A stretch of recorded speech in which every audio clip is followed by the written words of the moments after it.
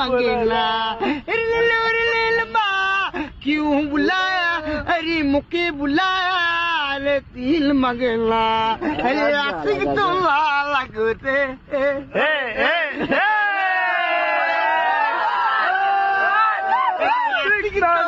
लागो रे आले दीवाना कर ले कलर की चोला कलर की पर फोटो भेजेला शान देखी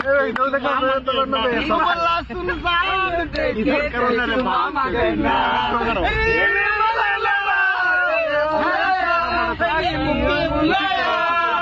दिल मंगेला अरे आती तो ना लगा